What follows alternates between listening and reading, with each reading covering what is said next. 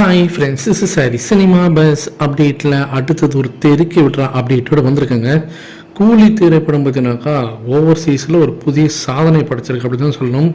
இந்த படம் எவ்வளோ பெரிய ஒரு ஹை பட்ஜெட் மூவின்னு தெரியும். ஆனால் அப்படி இருந்துமே இந்த படத்தை வந்து கிட்டத்தட்ட ஒரு 85 கோடிக்கு வந்து பேசினிருக்காங்கன்னா, அதுவும் மினிமம் கேரண்டின்ற முறையில் பேசுகிறாங்கன்னா, இந்த படத்து மேலே இருக்கக்கூடிய நம்பிக்கை டிஸ்ட்ரிபியூட்டராக இருக்கட்டும், தேட்டர் ஓனர்ஸுக்கு பயங்கரமாக இருக்குது அப்படின்றத இது எடுத்துக்காட்டுது.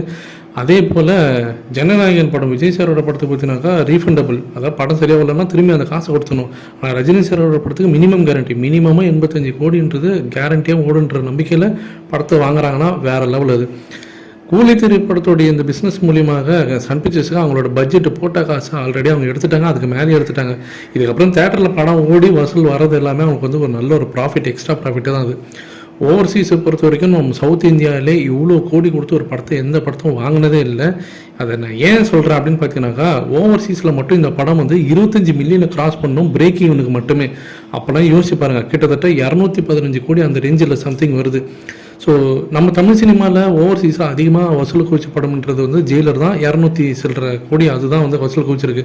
ஆனால் இந்த படம் 215 கோடி தாண்டினா மட்டும்தான் பிரேக் ஈவனே தொடணும் அப்படின்னாக்கா இது ஒரு பெரிய சர்ப்ரைசிங்கான ஒரு விஷயம். அதுவும் எம்ஜியில் இது வந்து பெட் கட்டி எடுக்கிறாங்கன்றதெல்லாம் வந்து வேறு லெவல். இதெல்லாம் நீங்கள் வந்து ஒரு இண்டஸ்ட்ரியில் இருந்து நீங்கள் அந்த உள்ளுக்குள்ளே இருக்க நபர்லாம் நீங்கள் கேட்டு பார்த்தீங்கன்னாக்கா இதெல்லாம் வந்து பயங்கரமான ஒரு விஷயம் இது.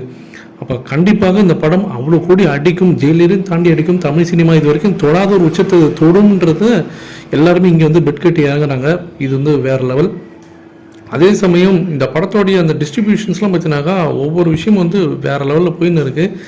கண்டிப்பாக இந்த படம் ஒரு பெரிய சர்ப்ரைசிங்காக தான் இருக்க போகுது. பாக்ஸ் ஆஃபீஸில் கண்டிப்பாக இறங்கி சம்பவம் பண்ண போகிறாங்க. அதுவும் குறிப்பாக நார்த் அமெரிக்காவில் இதோட ரிலீஸ் வந்து பயங்கர எக்ஸ்பெக்டேஷனில் இருக்குது.